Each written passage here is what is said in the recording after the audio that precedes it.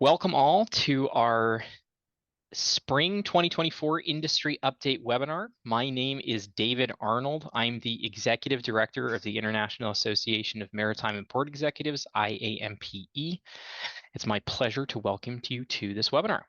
This is the third webinar in our webinar series, and our presenter today is the inimitable Captain Jeffrey Monroe, Director of Education for the IAMPE. During his career, Captain Monroe has been the Director of Ports and Transportation for the City of Portland, Maine, the Deputy Port Director for the Massachusetts Port Authority, faculty member at Massachusetts Maritime Academy and State University of New York Maritime College. Captain Monroe has trained over 2,500 port professionals across the world and has been engaged to provide advisory services to over 70 ports across the globe. And if I read his whole resume, we would be here all afternoon. So we'll leave it right there. So a brief bit of housekeeping. If you have a question during the webinar, please submit it via the Q&A feature. You should see that at the bottom of your screen. Questions will be read out at the end of the presentation. So with that, it is my pleasure to welcome Captain Jeffrey Monroe. Thank you, David. Always a joy. And welcome, everybody. Nice to have you all aboard. And we're doing this webinar to keep people up to date on what's going on in the industry. Try to do it a couple times a year, along with some other guest speakers. And we also have something called Port Perspectives, which has been very intriguing to me because we have been interviewing senior port managers and key people in the industry who are senior executives or directors. And that has been pretty interesting as well because of listening to how they got to where they are and what's going on in their individual ports. We just finished one with Steve Rabufo and over in Alaska, and we've done a whole slew of really great guests in the course of the week. So let's talk a little bit about what's going on in the industry right now, and hopefully you'll all be able to see my slides. Right, we have a lot of things going on, and as you know, particularly with the cargo volumes, after COVID, there was a great drop off, and then it started to come back up again. So we're starting to recover in that, and the shipping rates are settling down a little bit as well. Infrastructure requirements, there's a lot of money out, particularly right now with PDIP, the Port Infrastructure Development Program. So we're seeing that with the reduced volume, there's a lot of ports that are now in the process of getting done what they need to get done. Obviously, larger vessels coming up. We're going to hit on some of these more and specifically. Port resiliency has been a key issue, and we're getting ready for another active season. And of course, we've had a lot of tornado damage in the last several months as well. Delays with permitting still continue. We have the world choke points, and of course, the Red Sea is becoming a bigger issue. Supply chain delays, which have eased up a little bit, not because we fixed the supply chain, but fundamentally because we've had less volumes. There are impacts of the Ocean Shipping Reform Act and workforce levels and staffing in all sectors of the industry. Now, one of the things that I will make available that you can get a hold of us, I'll make a copy of this so that you can take a look at it. And if you ever have any questions, you can get a hold of me.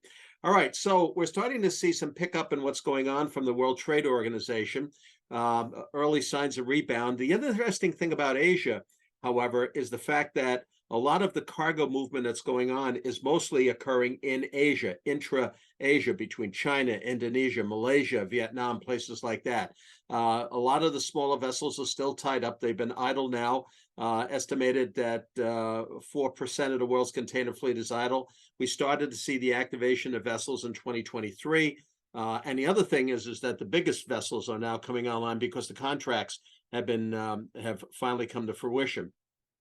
Consumer demand has been kind of interesting. This latest generation of people are among the highest in debt right now, but people are still buying. The thing that's been interesting and a big impact it's had on our ports is the fact that a lot of things have been stockpiled.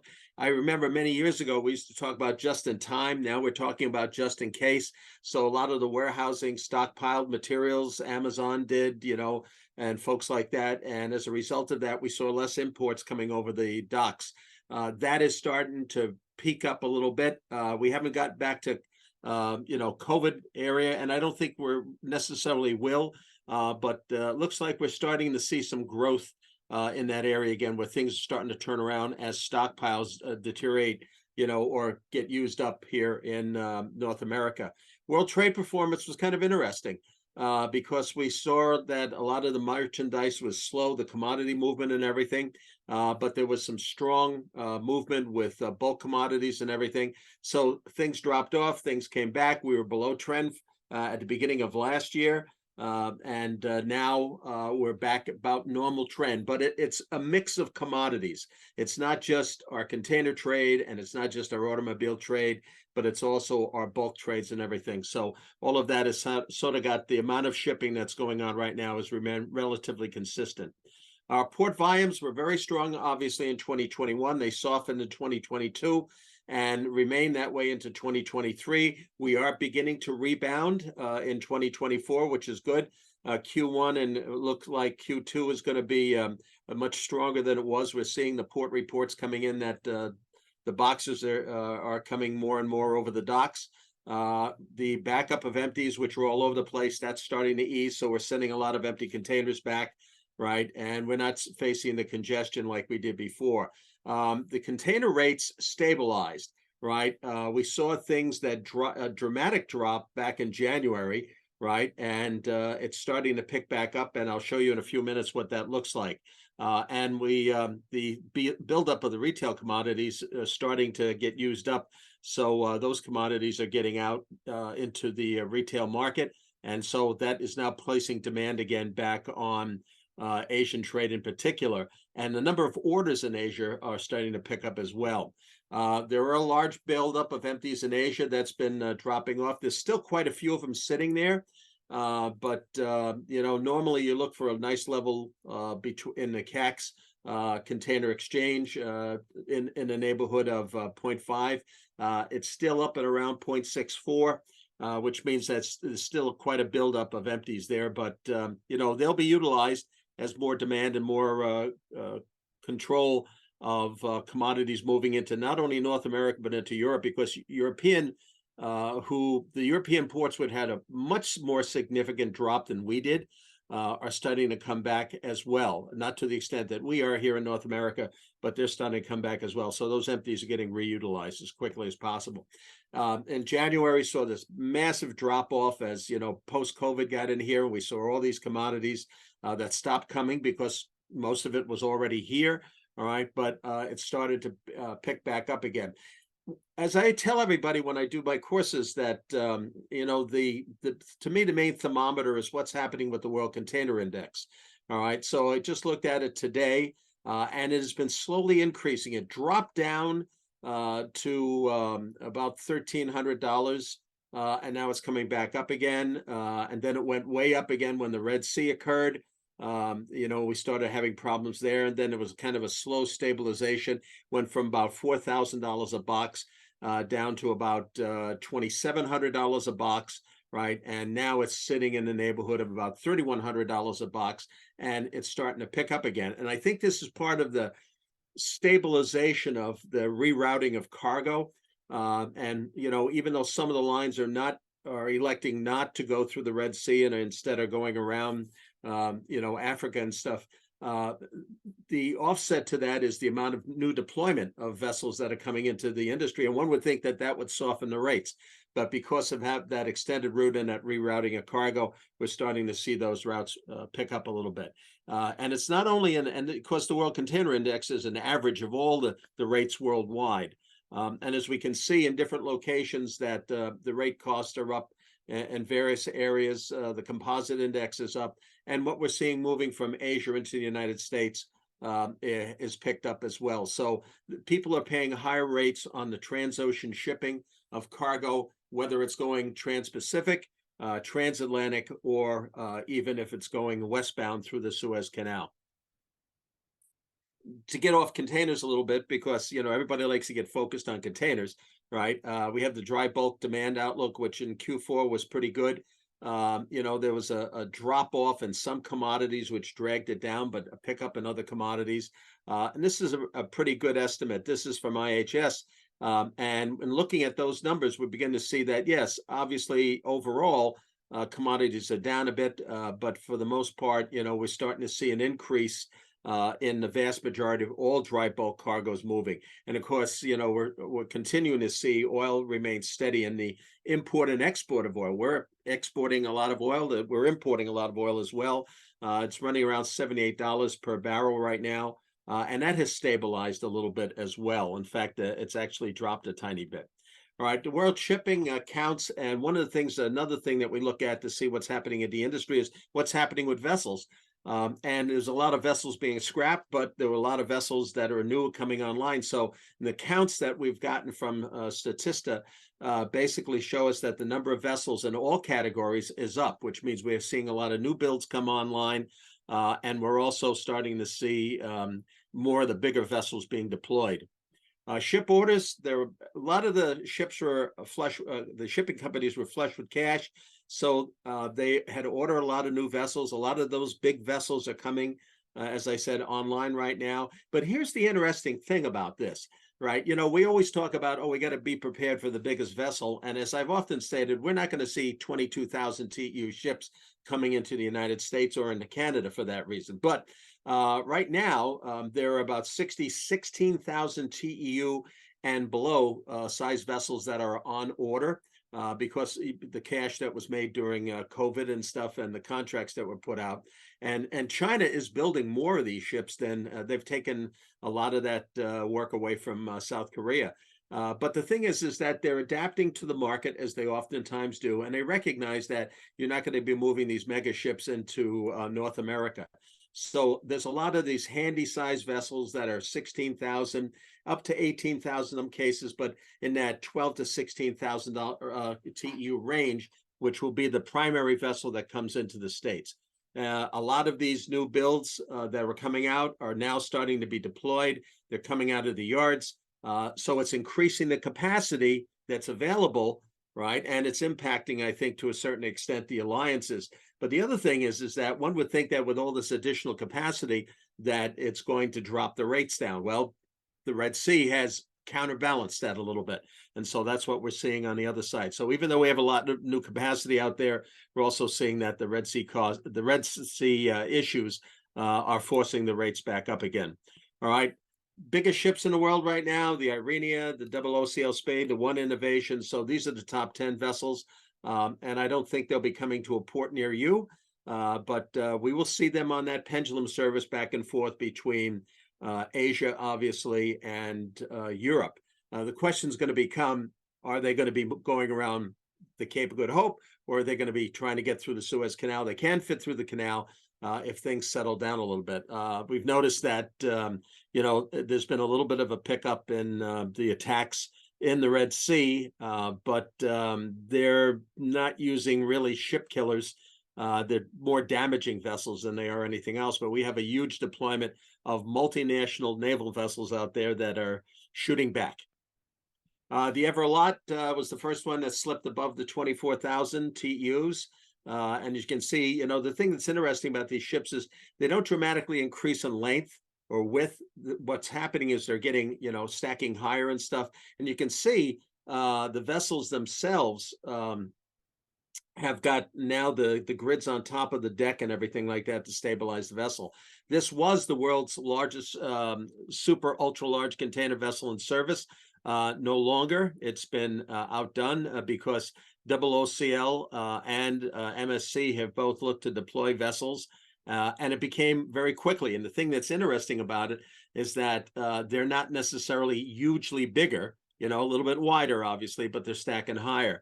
And they're about 13% higher. They're stacking 26 across, right, and 25 high off the bottom, right? And the equivalent deck size is 3.5 football fields, right? Which I find it's absolutely fascinating about just how big these things are. You can actually, if you didn't have anything on the deck, you could actually sit an aircraft carrier from the U.S. on the deck of one of these vessels. So maybe that'll be a use for them in the future, right? This is the biggest one that's currently in service, the MSC Irenia. And as you can see, 1,300 feet long, again, 200 feet wide. She's in service right now, 24,346 TEUs at 25 stacks. And here's an interesting statistic. If you took all of the containers on this ship, the TEUs, and put them end to end, it would stretch 92 miles. So obviously, the scale of these vessels is considerable. The downside is that if something happens to one of these vessels, it'll interrupt a significant portion of that supply chain on that particular route.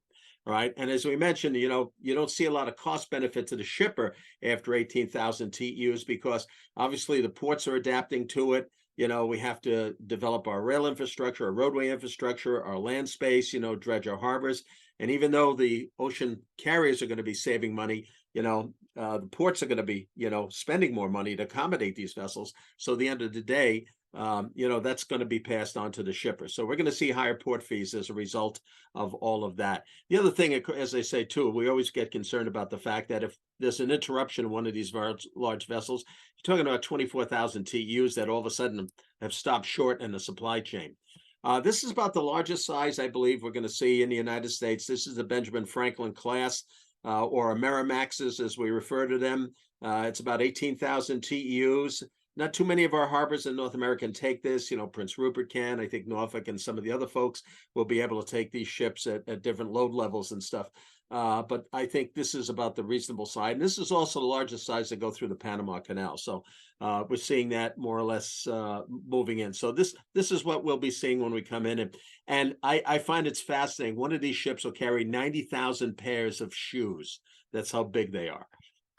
All right, top container lines. MSC is right up at the top. I remember when we always used to talk about Big Blue being the #1 line with a very diverse fleet. They've been, overtaken by MSC, who's put not only a lot of more capacity out there, but also more ships out there, including a lot of smaller vessels. And then following Maersk, you got CMA CGM, and then the Chinese shipping companies, Hapag, et cetera, et cetera. So significant amount of what's happening with this operation and stuff. However, there's more Far East-based container lines. So there's still Chinese and Asian container lines are still controlling about 60% plus of all the container trade right now, even though these fleets are bigger. We have seen a lot of choke points. Of course, everybody got excited about the Suez Canal when the Ever Given decided to make a sharp right turn and block the Suez Canal. And for 15 minutes, we had our moment of fame, unfortunately, with that incident. But a lot of people don't realize there's choke points everywhere. The Panama Canal's are choke points. The Malaccan Straits are choke points. The Straits of Gibraltar, Red Sea, obviously, all of these things have been ongoing. And the industry adapts to get the cargo moving. Shippers will trade off time as long as they get a reasonable expectation of when the cargo is going to be delivered for cost. The lines take into account the fact that they're going to have delays, like they're having right now up in places, like in Algeciras and stuff like that, where they're getting an onslaught of containers that are coming around Africa. All right, supply chain issues. Everybody, there was a lot of big issues about ports. The Secretary of Transportation went out there and said, we got to fix these port issues. But the bottom line is that there were so many other issues in the supply chain, and they created a national task force and everything. And we haven't seen any issues, but it's not because we fixed it. It's because fundamentally is that the volumes have decreased. So as the volumes have decreased, what's happened is taken a lot of the pressure off the system. I think the big variable here is consumer demand. We'll see what happens, but we've had issues with chassis, with warehouse storage, with rail congestion, spine and well car shortages, delivery driver shortages. They've been slowing the vessels down and putting them on appointments for storage and transit. So there's a whole slew of different issues that are affecting things, and they really need to be brought together. All of the people who control these various segments of the supply chain need to really be brought together to satisfy the needs of when the next big spurt comes. The ship backlogs, of course, was probably the most interesting one. We saw this over in LA Long Beach and all the number of ships, and LA Long Beach is getting back to normal. And part of the reason they've done this is because of their appointment system. Now, and Oakland's adapted this as well. This was put together by the Maritime Exchange in California. But basically, the ships operate at slower speed so they can get their berth assignments and they go in. And so that has worked out fairly well as far as ships getting into port and not dealing with berth congestion stuff, particularly where the demand is. I think in many cases we're always going to see the Asian trade, strong demand in all of that, and it's just the natural course of things because of you don't have as many intermodal exchanges. The schedule liability, I got a big kick out of this as well. Dropped down to 29%, right? Where ships were not getting in port on schedule, right? It's went back to 57%. It's up above that now. It's about 68%. So they're slowly getting back. But again, it's because congestion has eased, not necessarily because we fixed all the supply chain issues. All right. To get off containers a while, if next time you want to go traveling with 7,000 of your closest friends, the Icon of the Seas. I got a photo tour of the ship when it was in the U.S. Virgin Islands. Had somebody in the BVI who was taking the course, and they had the ship come in there. This thing is just, I don't know. I wouldn't even begin to think about how they manage a vessel like that, but it's huge. It's about capacity. It's obviously for the Caribbean and stuff. And, but she's limited about where she can go as well. Almost 1,100 feet long and, I'm sorry, almost 1,200 feet long, pretty wide, 20 decks high. I mean, if this thing came into Portland, Maine, which could accommodate this vessel, right, it would stand above most of the city, which I think is fascinating. So, but plenty of entertainment on there, and they have everybody broken down in neighborhoods. So if you're an old duffer like me, you get the old people's neighborhood, and if you're a young person, then you can go to the young people's neighborhood, and there's a kids neighborhood, and so they've really tried to accommodate a vast array of different people. So from the high tech side of it, this is a pretty interestingly designed ship. I think also too, people who have a lot more disposable income are becoming very interested in pocket cruise ship operations. We see the Viking cruises over in Europe. And of course, we're seeing this growth here in the US, even though we've seen over 40 small ship companies go out of business. A lot of the other companies have been buying up that tonnage and stuff. So this is kind of interesting, particularly ones on the Mississippi where you can go on a bourbon tour, and so that's the more attractive part, is different itineraries. And that you load up and get on to New Orleans, hit all these key distilleries along the way, and they pour you back off after the trip. All right, we are trying to get rid of a lot of the old tonnage. I remember when these ships used to come into Portland, we were very excited, going like, wow, look at these beautiful ships. Well, I shaved with one this morning. So I think the reality in all of this is that the best way, particularly in the cruise business, is to get rid of the tonnage, get rid of the capacity by getting rid of the ships that don't have the wow factor anymore. But it's not only just the cruise ships. There are a lot of older ships that were designed with older engines, steam plants and stuff like that, that are also being dismantled, as now Alang, for example. If you look at the beach in Alang, it's just loaded with vessels. And they drive them up onto the shore and then just cut them up from the bow back. So that's going on throughout the industry because we have a lot of new high-tech vessels with advanced propulsion coming up, and that's replacing a lot of this older tonnage. All right, so here's my predictions, my great Karnak predictions. But as I've often mentioned, I'd be sitting on a beach in the Bahamas sucking a pina colada right now if I could really tell the future. I know we're going to have more impacts from OSRA, the Ocean Shipping Reform Act. The world economy's got sluggish growth, no question about it. Though we've been in kind of unique circumstances, states with low unemployment, lots of job availability, but yet inflation. So that's been kind of confusing for economists. The railroads still having gridlock issues. We're seeing the mergers of CP and Kansas City Southern came together. CSX has just picked up Pan Am Railways up in New England. Spine cars, we're getting back to doing that. Trucking rates are growing. Shortage of truckers, electronic logbook issues. I think the container rates, even though they've come down, I think they're going to stabilize somewhere in the neighborhood of the high 2000s for overall worldwide, even though some rates are going to be higher on some heavily used markets. The MD containers are getting back to China. I think the orders are picking up, no question about that. We have new IMO regulatory issues coming out. Obviously, change in technology, getting much more exhaustive, particularly with blockchain technology. There's a big race to figure out how offshore wind is going to shake out.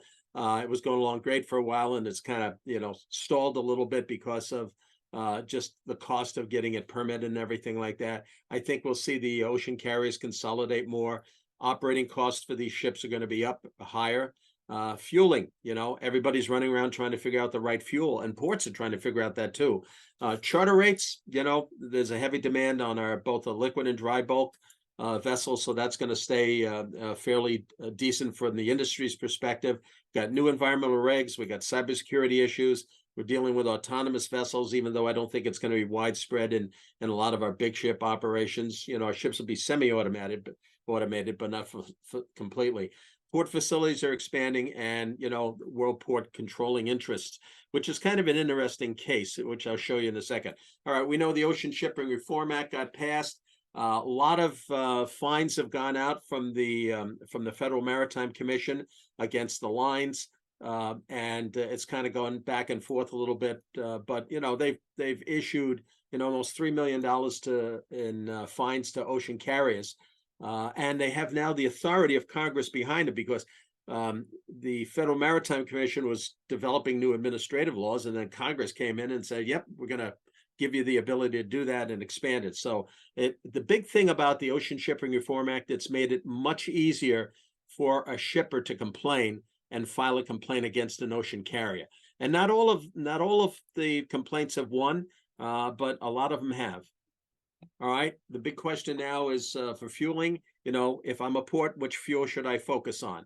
All right. And that becomes a big question, because, you got electric, you got hydrogen, you got liquefied natural gas and everything. And we're seeing a lot of announcements about testing ships that operate on ammonia, testing ships that, operating on electric. And of course, LNG has proven to be pretty effective, but it's also, most of those ships are dual fuel, handling both LNG along with standard marine diesel. So, the question becomes for all of us is, what do we do if you're a port, and what should we focus on? And I think this is something that has to shake out yet.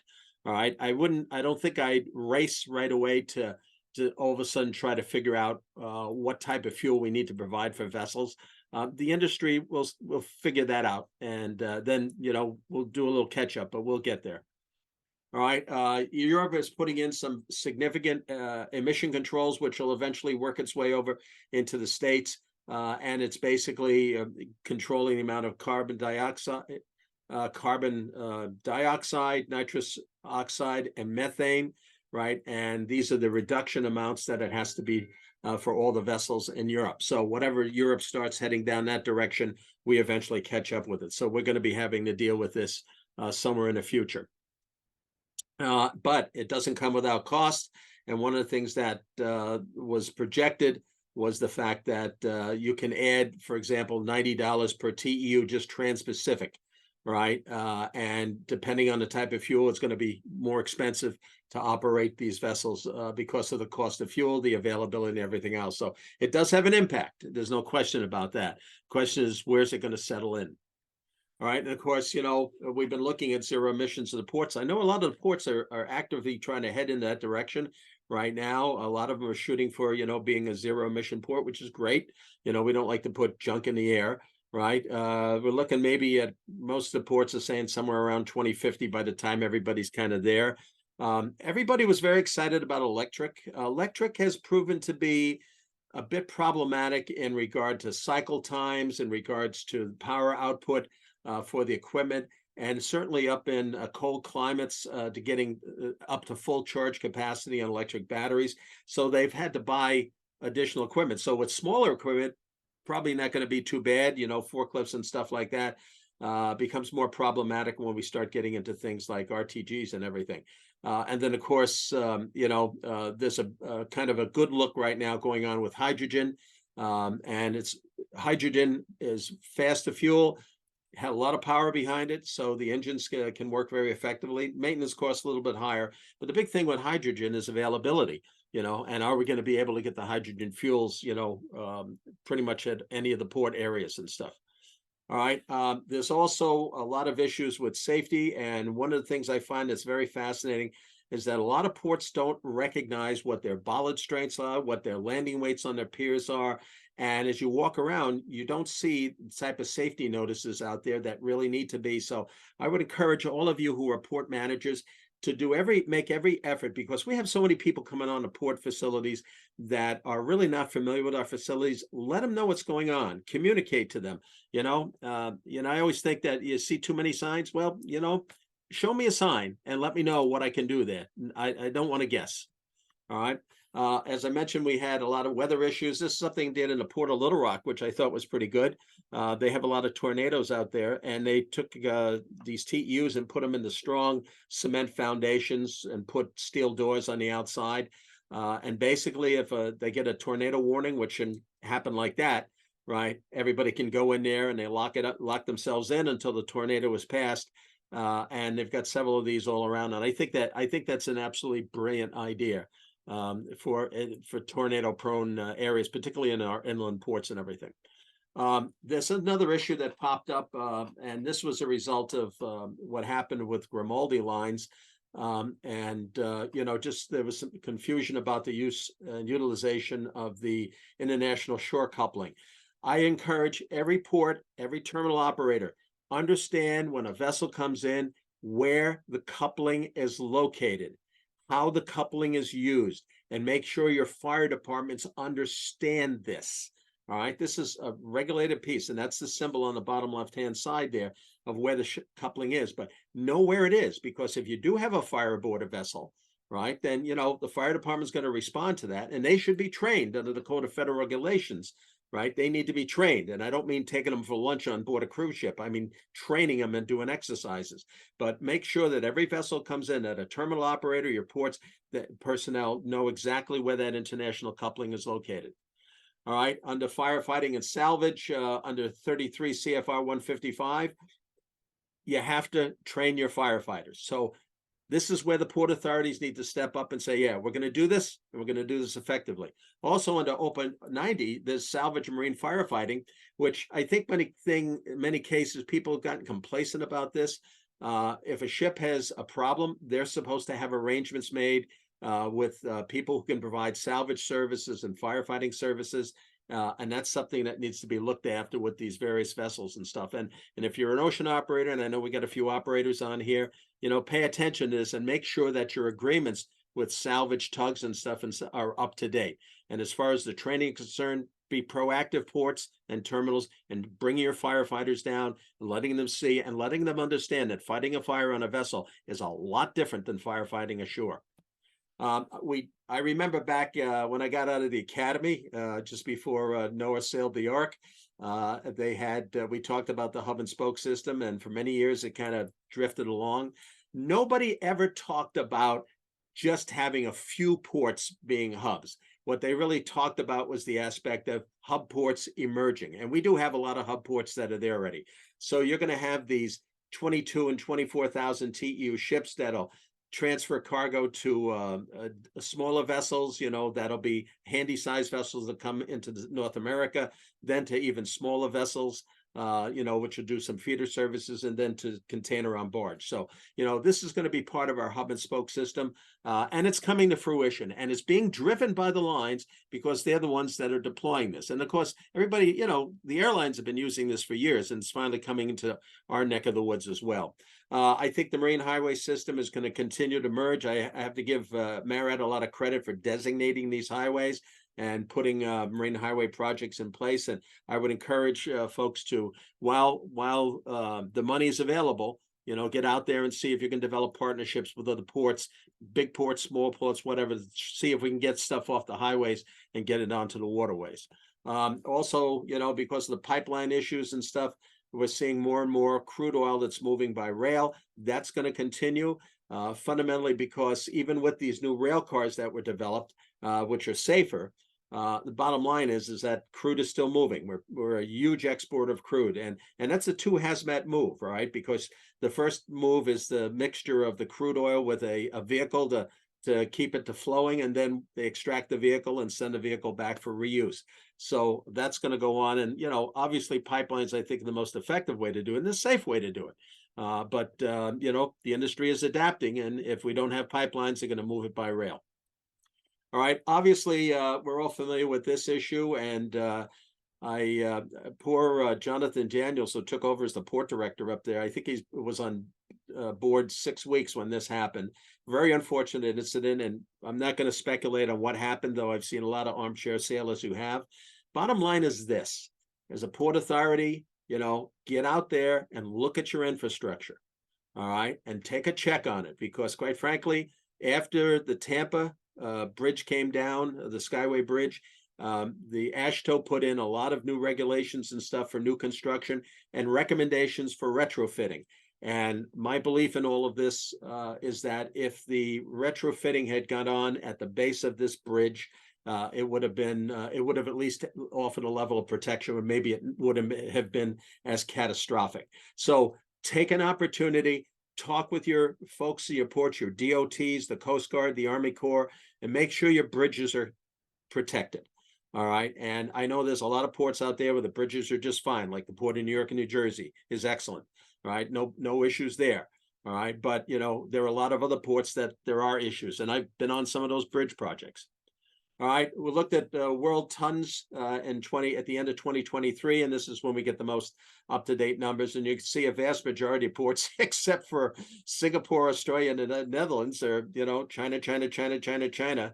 A little bit of South Korea in there as well. But, but it's mostly, keep in mind, it's mostly because of intra-Asia trade that's going on. Cargo that's moving from China to other parts of Asia, both domestic and international. So, and of course, the United States, Houston is coming in at the largest port right now in the United States. Though I understand that the Port of South Louisiana is going to be chasing them to overtake that tonnage, which I give them credit. And New York and New Jersey had the largest container port for 3 months running, which was good. And of course, Vancouver and St. John, New Brunswick come by chance, Port Hawkesbury on the Canadian side as well. So we're seeing the tonnages are relatively stable, picking up in some cases, a lot of bulk cargoes picking up, and a lot of commodity movements slowly recovering. On the Western rivers, these are only the top 20. We have hundreds of ports on the Western rivers. And the thing is that if you take all of the collective amount of cargo moving down the Western River system, it's the largest amount of cargo in the world. So this is a very significant piece. Most of it's up and down, but it's using the entire river system. And a lot of it is downbound. It's about 80% downbound. But I'm interested in seeing what's going to happen once they build the facilities in St. Bernard Parish and in Plaquemines, which will be major container facilities, and how that's going to change the balance on the river. We also see growth in Latin America trade. I got a big kick out of this. I couldn't understand. I says, if you have stable populations, why is there so much building going on? Why is there so many people on plane? Why are the airlines adding additional flights? And my friends over in the British Virgin Islands told me, says the big issue right now is all the tourists who are flying to the Caribbean. And that's picking up. So that's increasing the trade.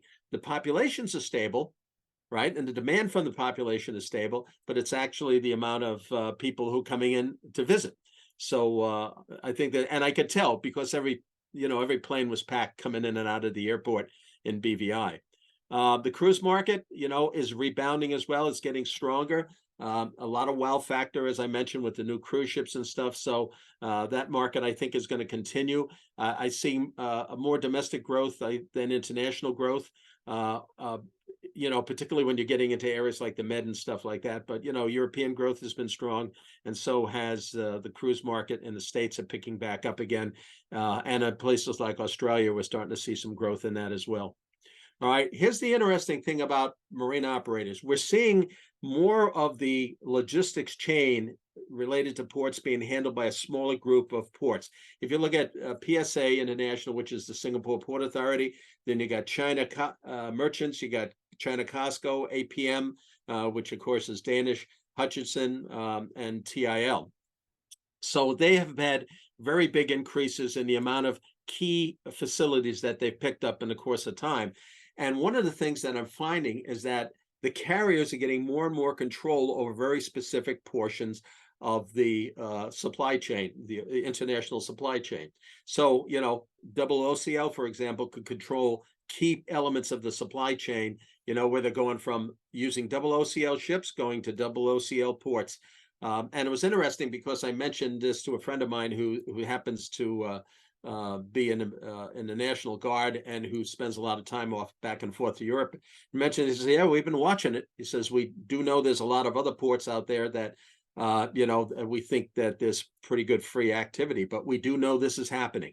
So we're seeing more and more of these key strategic ports being picked up by a small group of large carriers and large terminal operators.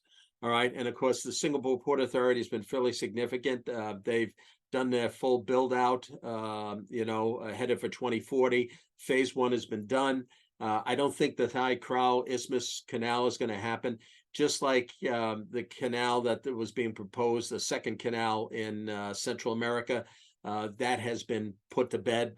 They canceled all the permits and everything for that second canal. It had nothing to do with Panama.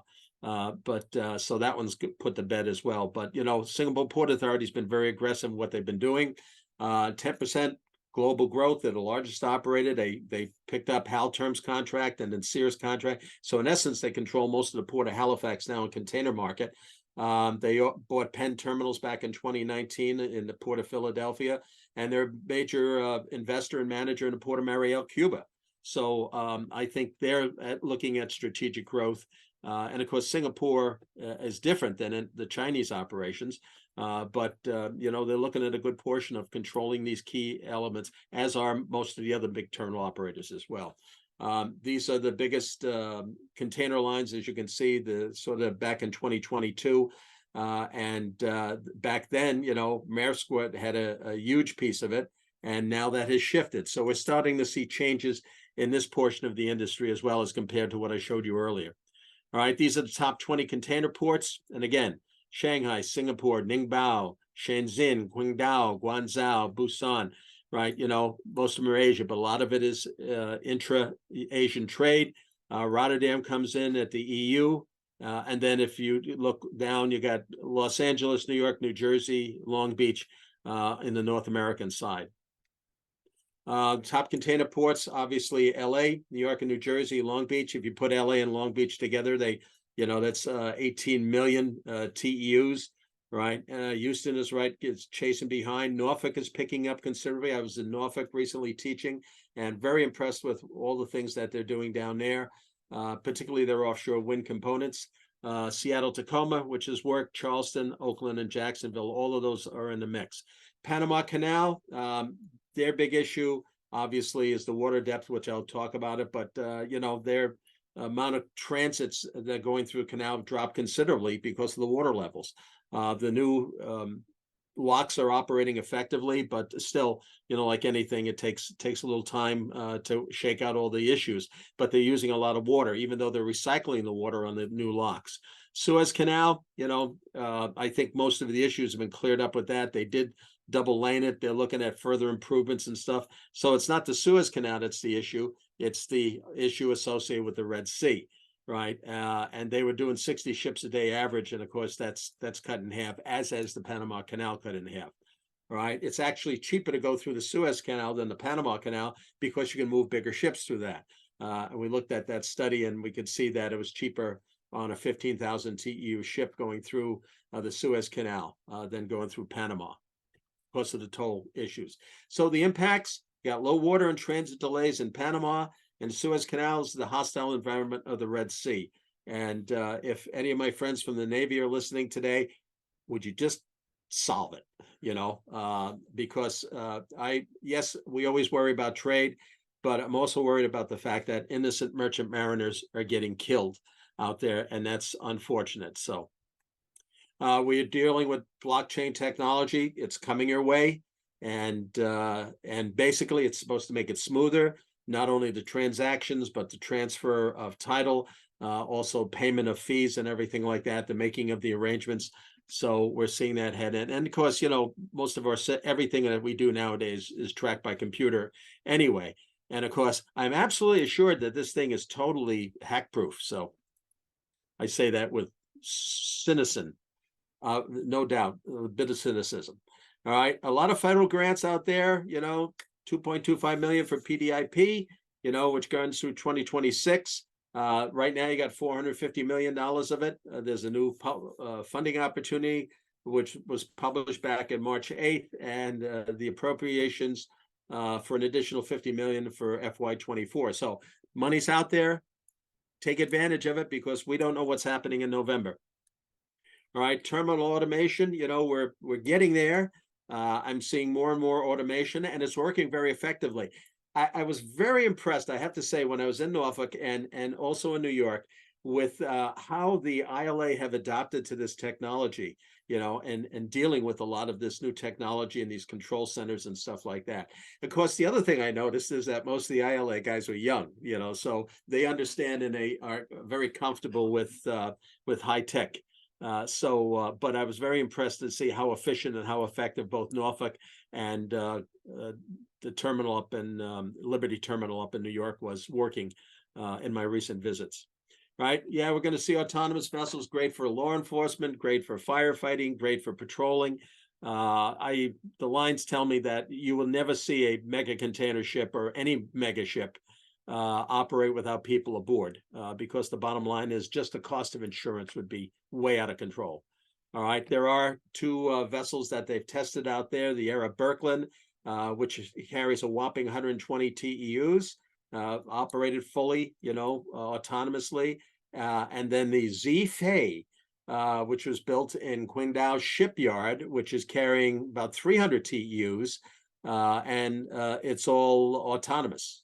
So it moved up and down the coast in Asia and stuff like that. So, of course, most of the cargo in Asia moves by water anyway, even the domestic cargo. All right, we're seeing coastal wind farm expansion. Still dealing with some of the Jones Act issues about the vessels that can explode. A lot of the ports have been racing. We've seen, obviously the facilities in Connecticut shake out, up in Salem, Massachusetts, down in Norfolk, Virginia. So they're shaking out. There's a lot new leases being put out there, not only on the East Coast, but in the Gulf Coast and in the West Coast. And the BOEM process is extensive. Also involves the Coast Guard with all of that.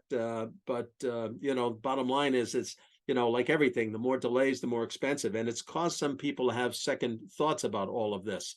Ørsted is moving ahead with their major project up in New England, right? But they're, rethinking what's going on with Ocean Wind 1 and Ocean Wind 2 off of New Jersey, looking at skipjack. New York just renegotiated the purchase agreements to try to get their New York projects restarted again. The Eversource for Revolution Wind, which is located off Rhode Island, that's moving forward, right? And Dominion Energy, their offshore work begins on that project this year. So they're already ramping up for this, and we're seeing assembly starting to come into play and stuff. So, the permitting is an issue, the cost of putting it in place is an issue, and the fact that a lot of this investment is coming from, not necessarily U.S. companies.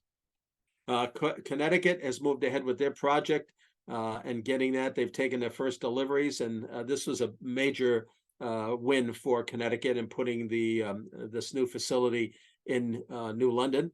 And I think ultimately, once everything is deployed with the wind construction, the Connecticut Port Authority is going to have a beautiful brand new facility, or a very usable facility, I should say. All right, and of course, the big news.